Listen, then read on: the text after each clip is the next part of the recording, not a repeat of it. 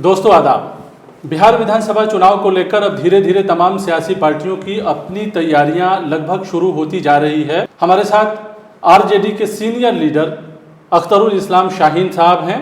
पहले तो सहाफत मीडिया में आपका खैर मकदम है, स्वागत है।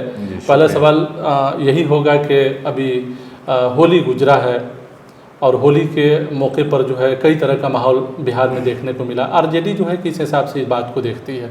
आपके नेता का भी बयान आया था इसमें। नहीं, सबसे पहले तो हम इस मौके पर होली की मुबारकबाद पूरे बिहार के वासी को देते हैं और रमज़ान का भी मुबारक महीना चल रहा है और रमज़ान का भी बहुत ढेर सारी मुबारकबाद देते हैं। और पहली बार ऐसा देखने को मिला बिहार में कि यहाँ एक ऐसा कल्चर है कि हम लोग सब लोग मिलके मनाते हैं। रमज़ान में हम लोग दावत इफ्तार करते हैं। जितनी तादाद में मुस्लिम आते हैं उससे ज़्यादा तादाद में हिंदू वगैरह उसमें शामिल होते हैं। और रोज़ा इफ्तार में हर जगह, पूरे बिहार में हर जगह, चाहे किसी पार्टी के का भी लोग करता है ऑर्गेनाइज या आम जनता भी करती है, तो तमाम लोग मिलजुल करके करते हैं। होली में भी लोग शरीक होते हैं, दिवाली में भी लोग शरीक होते हैं, छठ में भी लोग शरीक होते हैं और ईद और रमज़ान वगैरह में भी शरीक होते हैं। यहाँ पर एक बेहतरीन कल्चर है क्योंकि बिहार एक ऐसी जगह है जहाँ पर तमाम मज़हब के लोग, यहाँ पर बौद्ध धर्म के भी यहाँ पर मानने वाले लोग रहते हैं। सिख का भी यहीं से शुरुआत बताया जाता है कि यहाँ पर से है बाबा साहब गुरुद्वारा जो है, और तमाम माता सीता जिनको कहते हैं तो उनका भी यही सीतामढ़ी से है, और मुस्लिम लोगों का भी बहुत सूफी संतों का बहुत जगह रहा है। तो बहुत यहाँ का कल्चर मिलने जुलने वाला है। लेकिन इस बार के होली के वक्त में भारतीय जनता पार्टी के तमाम लोगों ने जिस तरह से प्रोपेगेंडा करके माहौल को बिगाड़ने की कोशिश की, ये बहुत अफसोसनाक था। तो ये ऐसा माहौल नीतीश कुमार जी के 20 साल के हुकूमत की वजह से ऐसा बना ना, वरना लालू जी का हुकूमत था, किसी की हिम्मत है कोई भी धर्म के मानने वाले लोगों किसी दूसरे मज़हब के खिलाफ कोई लफ्ज़ या कोई ऐसा माहौल बिगाड़ने वाला अल्फाज का इस्तेमाल नहीं कर सकते। आडवाणी जी आए थे तो याद होगा कि आडवाणी जी को उन्होंने कि नहीं, आपके आने से यहाँ पर माहौल बिगड़ेगा, उनको गिरफ्तार करने का काम किया। तो गड़िया आते थे तो उनको पकड़ करके एयरपोर्ट से बाहर किया कि नहीं आप आइएगा, माहौल बिगड़ेगा। बहुत ज़ोरदार तमाचा लगाया वैसी ताकतों को जो हमको बांटना चाहते थे और हमको आपस में नफरत फैलाना चाहते थे। बिहार की जनता ने जवाब दिया है। सब लोग मिलजुल कर होली भी मना रहे हैं, अब मिलजुल कर रमज़ान भी मना रहे हैं। एनडीए के लोग इस तरह की बात करते क्यों हैं? किसी भी पर्व त्यौहार या कॉमनलाइज करने की ज़रूरत क्यों पड़ती है? वजह यह है कि उनके पास बोलने के लिए कुछ है नहीं, क्योंकि 11 साल के जो हुकूमत केंद्र की मोदी सरकार की है या 18-19 साल का जो बिहार का हुकूमत है उसमें कुछ भी ऐसा काम नहीं किया है। और जिस तरह से अभी सी वोटर का सर्वे आया और तेजस्वी यादव की लोकप्रियता उसमें दिखाई गई कि 43% 42% लोग तेजस्वी यादव को मुख्यमंत्री के तौर पर पसंद कर रहे हैं, और एनडीए के जो नेता नीतीश कुमार हैं या भाजपा के जो अन्य नेता हैं एकदम उनसे चौथाई पर उनकी जो लोकप्रियता है वो चौथाई से भी नीचे है। इससे घबराहट है। और भाजपा जदयू के पास सरकार भी है, केंद्र की भी सरकार है और राज्य की भी सरकार है। तमाम इंटेलिजेंस का जो रिपोर्ट है वह भी यह बता रहा है उन लोगों को कि तेजस्वी यादव की लोकप्रियता दिन प्रतिदिन बढ़ती जा रही है। वो सीएम इस बार की सरकार बनेगी, उनके प्रचंड बहुमत के साथ उनकी सरकार बनने जा रही है। तो एक ही एजेंडा उनका है कि भाई तेजस्वी यादव को रोकने के लिए मामला को कॉमनलाइज करो। जो जन सरोकार के मुद्दे हैं जिससे जनता नाखुश है और सरकार से नाराज़ होकर के तेजस्वी यादव की तरफ आ रहा है, जनता को दिग्भ्रमित कर दो।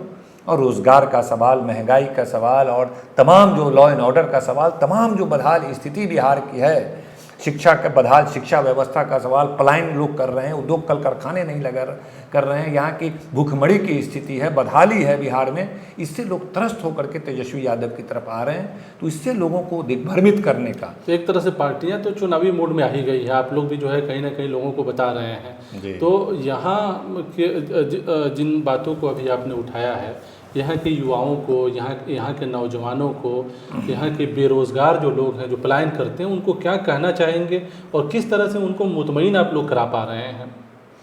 देखिए, हमारी 17 महीने की सरकार बनी और तेजस्वी यादव जी सामने आए। उन्होंने कहा कि हम ये 5-10 काम करेंगे। सबसे पहला कहा बिहार में सबसे ज़्यादा बेरोज़गारी है, हम आएंगे 10 लाख सरकारी नौकरी देंगे। एनडीए के लोग कहे पैसा कहाँ से लाएगा, पैसा कहाँ से, 10 लाख सरकारी नौकरी कहाँ से देगा? मजाक उड़ाया गया उनका। सरकार हमारी किसी भी वजह से नहीं बन पाई 2-4 सीट के कारण। जब सरकार में हम शामिल हुए तो जो लोग कहते थे नीतीश कुमार और एनडीए के लोग कि पैसा कहाँ से आएगा, तेजस्वी यादव आते ही प्रक्रिया को चालू किया। उन्होंने शर्त रखा कि हम आपके साथ तभी आपको समर्थन करेंगे जब जो 10 लाख सरकारी नौकरी है वो आपको देना शुरू करना पड़ेगा, और जो जितने भी टीचर जो नियोजित शिक्षक हैं उनको परमानेंट करना पड़ेगा, और बिहार में जातिगत जनगणना पर करना पड़ेगा, और जनगणना के आधार पर दलितों का, पिछड़ों का, अति पिछड़ों के आरक्षण को बढ़ाना पड़ेगा, और तमाम 10-5 उन्होंने कमिटमेंट कराया, तब समर्थन किया। और सरकार बनते ही 3 से 4 महीने के अंदर अंदर आपने देखा कि जो लोग कहते थे कि पैसा कहाँ से आएगा, 4 लाख सरकारी नौकरी उन्होंने गांधी मैदान में उसी नीतीश कुमार से बंटवाने का काम किया। आज देखिए तेजस्वी यादव 17 महीने के लिए आए, जो नौकरी का वादा था वो पूरा किया, जो परमानेंट करने का बात था उस पर काम किया। बिहार, पूरे देश में जातिगत जनगणना नहीं हुआ, बिहार में जातिगत जनगणना कराया।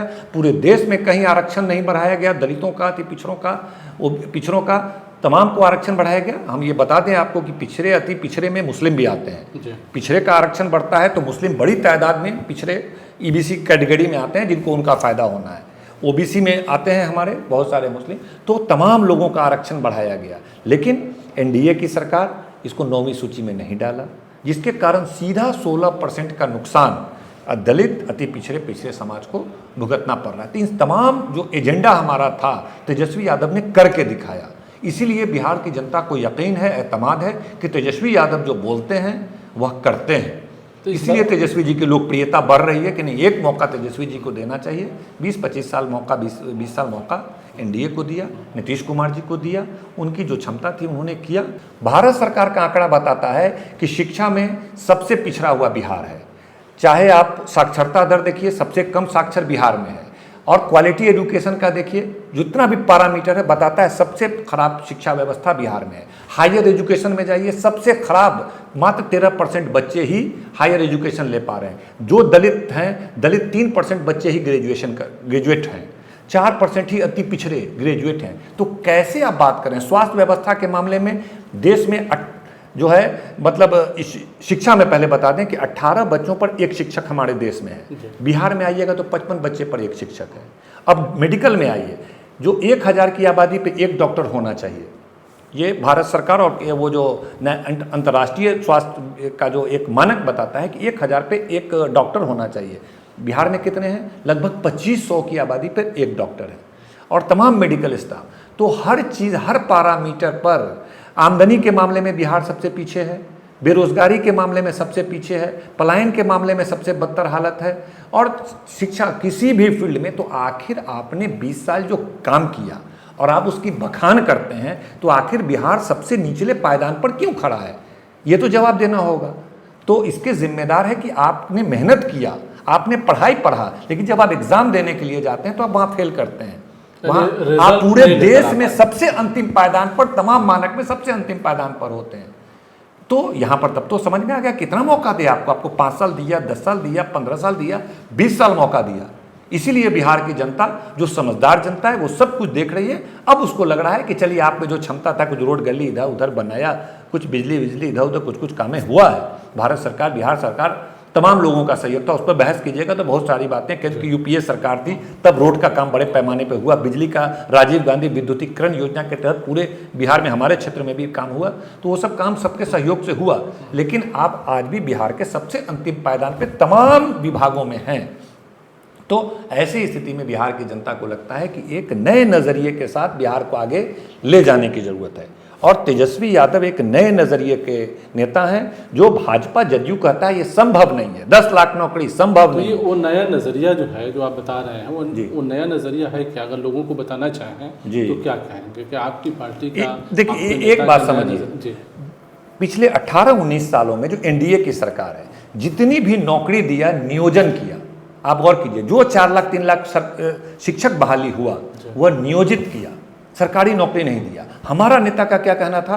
हम आएंगे तो 10 लाख सरकारी नौकरी देंगे, और जो नियोजित हैं उसको परमानेंट करके सरकारीकरण करेंगे और इक्वल लाएंगे। तो ये नजरिया था। उन लोगों को लगा कि ये असंभव है, इतना बजट कहाँ से आएगा, इतना पैसा कहाँ से आएगा। लेकिन वही तेजस्वी यादव आए तो आपने सरकारी नौकरी देना शुरू किया।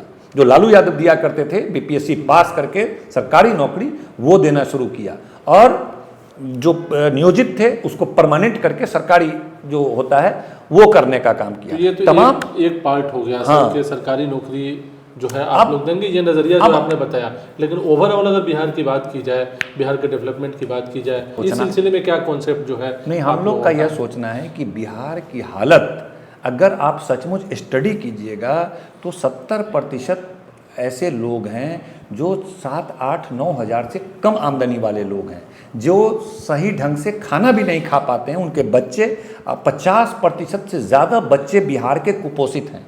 ये हम नहीं कह रहे हैं, हेल्थ का जो डिपार्टमेंट का जो रिपोर्ट आया है भारत सरकार का, वह बता रहा है 50% ज़्यादा बिहार में कुपोषित लोग हैं।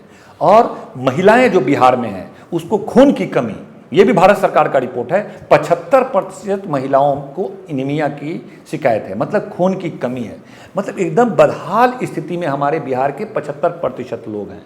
तो इनको उबारने की ज़रूरत है और बजट का एक बड़ा हिस्सा गरीब गुरबा को थोड़ा ताकत देने की ज़रूरत है, ताकि उनके घर में खुशहाली आए, उनके घर में ढंग का भोजन वो खा सकें, ये 2 कपड़ा वो खरीद सकें। इसीलिए हमारी पार्टी ने ऐलान किया है कि हमारी सरकार बनेगी तो बजट का पैसा जो केंद्र की सरकार हो, मोदी सरकार हो या बिहार सरकार, बड़े लोगों में खर्च करने का काम करती है। आपने देखा होगा कि मोदी जी की हुकूमत है केंद्र में, जो खजाना है उस खजाना का बड़ा हिस्सा बड़े बड़े उद्योगपति को बांट दिया गया।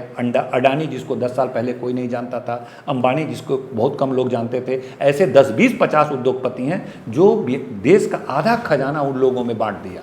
कई लोग तो पैसा लेकर भाग गए। हमारे नेता का कहना है कि नहीं, खजाना पे पहला हक बिहार के आम जनता का है, खास के गरीब गुरबा, शोषित, वंचित, जो दलित, अति पिछड़े हैं, उनका हक है। हमारी सरकार बनेगी तो हम खजाना गरीबों के लिए खोल देंगे। पहला घोषणा किया कि माँ बहन योजना एक चलाएंगे, हर महिला को 2500 रुपया देंगे, क्योंकि वो 2500 रुपया उसके लिए वरदान साबित होगा।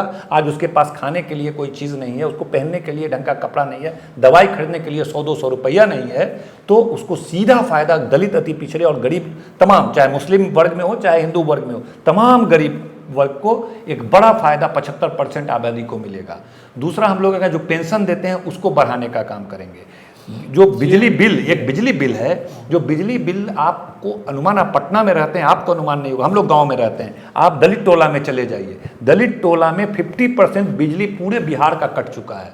आप कहिएगा ये कैसे? क्योंकि वो गरीब खाना खाए कि बिजली पेमेंट करे, बिजली का पेमेंट करे कि खाना खाए, तो बिजली पेमेंट वो 2-3 महीना नहीं किया, ब्याज चढ़ने लगा, 10-15 हज़ार का बिल हो गया, विभाग आया, बिजली काट दिया। दलित टोला का बिजली के बगैर कोई कल्पना जीवन का कर सकता है? आज के दौर में नहीं कर सकता है।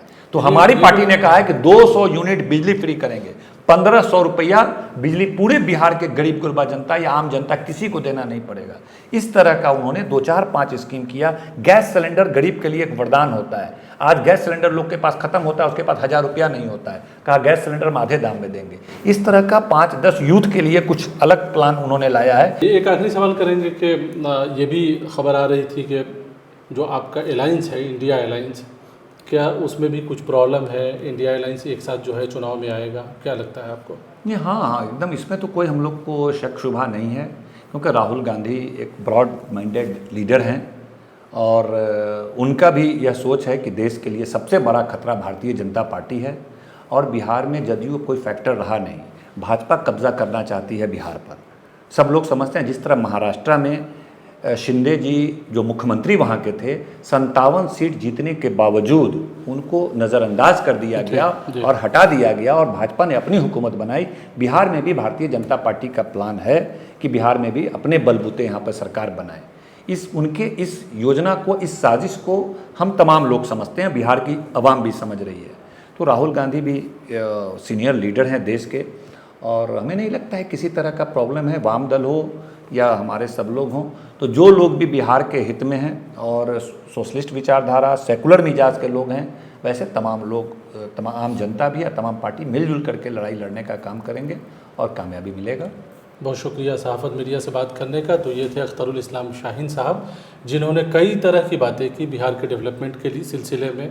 आपने सुना अलग अलग सेक्टर में, अलग अलग सेक्शन में आरजेडी का और एक तरह से कहें कि तेजस्वी यादव का इन्होंने प्लान बनाया है कि किस तरह से बिहार को डेवलप कराना है, बिहार को मेन स्ट्रीम में शामिल कराना है और किस तरह से लोगों की और ख़ास तौर से गरीब तबके की मदद करना है।